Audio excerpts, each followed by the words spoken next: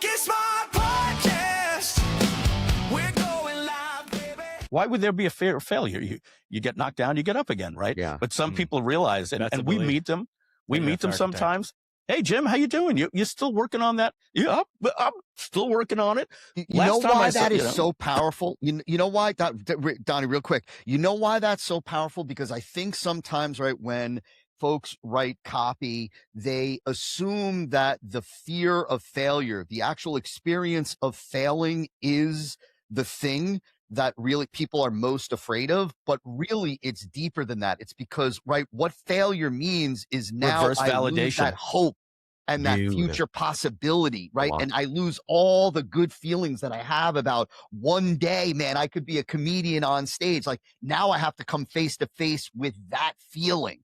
And so it's not just the failure, it's what the failure then leads the consequence. to. And yes. Mm-hmm. Yeah, I want to go back to something Mike, you just said a second ago, and I can't remember if I stole this from John or Todd, but I stole it from one of you guys. But I literally, on my Facebook, my description is copywriting is prosecution in print.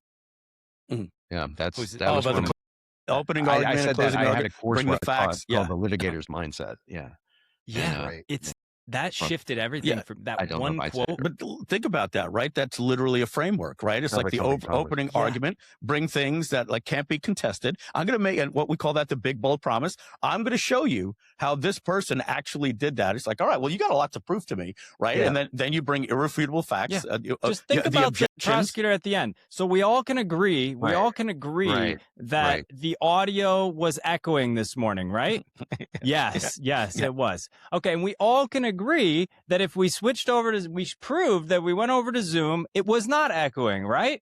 Great. We like literally, that's exactly how a prosecutor does it. It is that shifted how I think about, like, you stack that with like an actual, I don't even like calling what you do, Todd, is a framework. I know it's a serious framework, but it's really like it's a formula, because framework though could like have extra, it could have fat in it. Like the formula to go through Todd's logical argument, the way that it's laid out in his course is just, it's bulletproof. And the one thing it does, it eliminates because my biggest thing is I'm like, I have to prove everything. Every single objection that I can come up with, I have to prove that how this feels. And I remember the first time I sent Todd like my list of claims that I needed to prove in the letter, it was probably like 22 claims long. And he's like, dude, this needs to be 3, 5 max. Let me show you how we cut this out. And he just started asking me, do you need to believe that if you can hear Donnie right now on this podcast, do you need to believe that his mic is plugged in to know that there was an echoing issue? No, you don't need to believe that one. Like, and he just started asking me the questions that I had as claims. And I'm like, no, you don't actually have to believe that like it was a Riverside issue. The Wicked Smart Podcast. We're going live, baby.